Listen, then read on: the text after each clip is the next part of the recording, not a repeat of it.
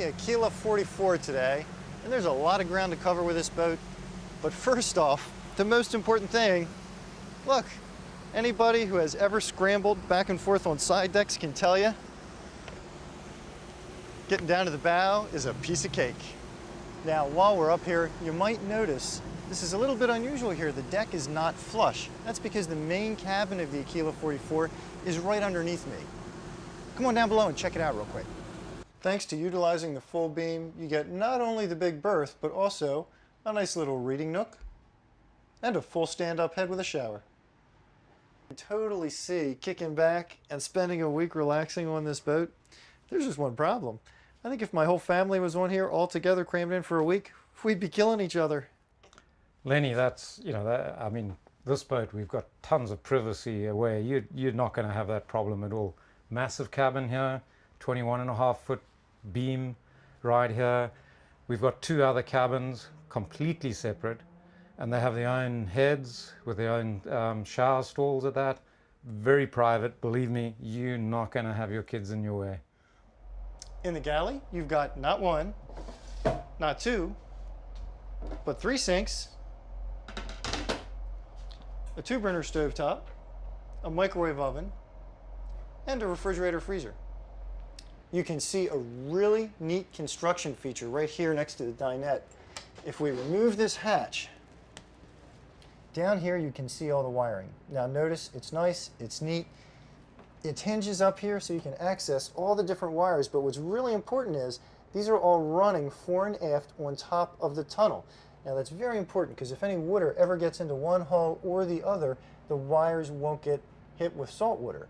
Plus, the batteries are up here. So again, if water goes into a hull, the batteries stay up high. All your electronics keep working for as long as possible. Now, here's a construction detail you do not see often. An escape hatch with a hammer to break the glass. Of course, there are some things about a boat's construction you simply can't see with the naked eye. Fortunately, today, we have Lex Ross here with us, and Lex knows a lot about how these boats are built. Lex, can you give me some examples of what really sets the construction of this boat apart from others?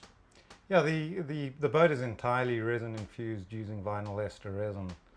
Now, Lex, I thought resin infusion had become pretty commonplace in this day and age. Yeah, it is on the sort of more upper end boats, I would say, yeah, it is, that's for sure. But I think the difference here as well is that we resin infuse every part with its hatch covers, but the main thing is also the full cross-sectional bulkheads are absolutely resin infused, and that's wonderful. Another thing, Lenny, is that in the resin infusion we use balsa core. We perforate the balsa core, which through the resin infusion process ties the two skins together. So what this does is actually creates an I-beam. It also seals the water from, if it does penetrate, will not travel across the laminate. So therefore delamination is really a thing of the past. What does that kind of construction get you? Well, when you're cruising through the islands at a mellow 7 knots, you'll be getting 2.9 nautical miles to the gallon. That's pretty darn good. As comfortable as the cabin may be, you get a boat to spend time outside. Let's breathe some salt air. I can smell it out here on the cockpit lounge. And here on the flybridge lounge. And here on this nifty bow rail seat. Sometimes just being outside the cabin isn't good enough. You want to be outside of the entire boat. I love this big swim platform. Ooh, that feels good. I wish I had my bathing suit. Now you might be wondering why there are a couple of bar stools back here in the cockpit. Well, the galley opens up, and now you got a bar.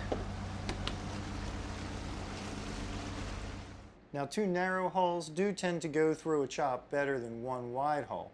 And although we should note it was calm on test day, we didn't feel any thumping or bumping, including when we ran through boat wakes.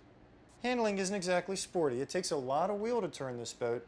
However, close quarters maneuvering is excellent. The diesels are widely spaced, of course, since there's 1 in each hull, and it really gives the boat a lot of torque when you oppose the engines. And even if you crank it up to 17 knots, top end for this boat, you'll still be getting 0.8 miles to the gallon. Well, our day on the Aquila 44 has come to an end. I can tell you one thing, spend a day aboard this boat yourself, you're not going to want to get off it either.